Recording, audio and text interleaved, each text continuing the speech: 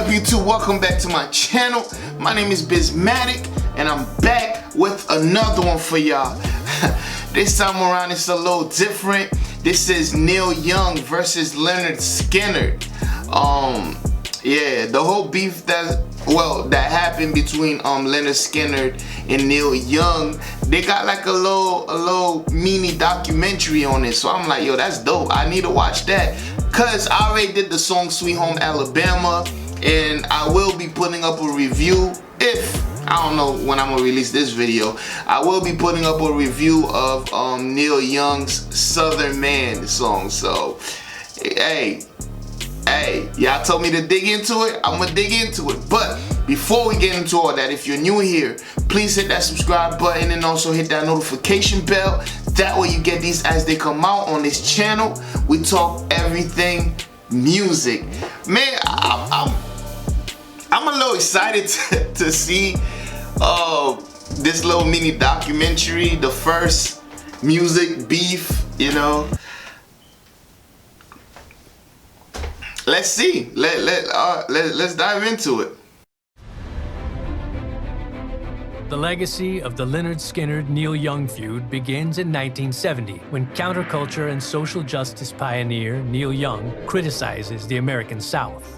His target, institutionalized racism and Confederate traditions, ideals that he thinks should be eradicated. Neil Young in the beginning of 1970 got a taste for writing protest music and social commentary when he wrote the song Ohio after the Kent State shootings. All of a sudden, he wanted to continue to make that kind of commentary. So on the album After the Gold Rush, he did a song called Southern Man. Now your crosses are burning fast, Southern Man. And then on the next record, Harvest, he did a song called Alabama. Both of them are making reference to the South, the KKK, and slave owners. But many Southerners are outraged by Young's lyrics. Their mores questioned, their culture threatened. A Southern band named Lynyrd Skynyrd fights back. Skynyrd felt that he was painting with a very broad brush. They wanted to show that, no, the South isn't like that. We're here, we don't need you to tell us about that. Why would he say that? A lot of people are like, man, I ain't apologizing to nobody. A lot of people interpret it differently.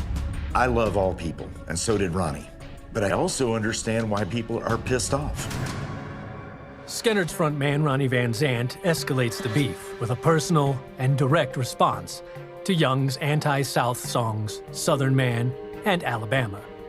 The result is the most famous diss track ever. The most famous diss track ever. Just those words put together is kind of like a weird. It's just weird hearing it come from this style of music. So that I find that to be a little funny. I'm not even gonna lie. But like, so it looks like the whole beef, like y'all explained in the comment section, the whole beef is really Lynyrd Skynyrd like defending the South, or you know, or how the South is represented, basically, you know. They're not trying to let that flag go at all. But at the same time, on the other hand, you could also see why a lot of people would associate certain things with certain things, if you know what I mean. But let's run this back.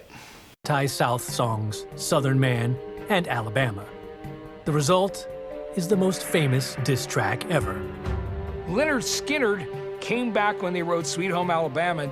It's one of those things where it is definitely a song of the South. It's a Southern rock anthem. Did that whole verse about a Southern man don't need him around anyhow. The song, Ronnie Van Zant sounds pissed off. He said, we don't want to be lumped in that all Southern people weren't alike. Everybody is different, and you know, there's a lot of great people down here in the South. Ronnie was a very highly intelligent man and a prolific songwriter, but he was just saying to Neil, hey man, you're from Canada, don't judge all Southern people on the racism of a few. So people from the South really grabbed a hold of that and thought that Skynyrd hated Neil Young after that, and vice versa. They thought there was this incredible rivalry that never let up. You know what's crazy? With majority of beefs, it's never actually the artists that escalate the beef. It's usually the media and fans, you know. That's how beefs go. I'm talking about mainly hip hop beefs.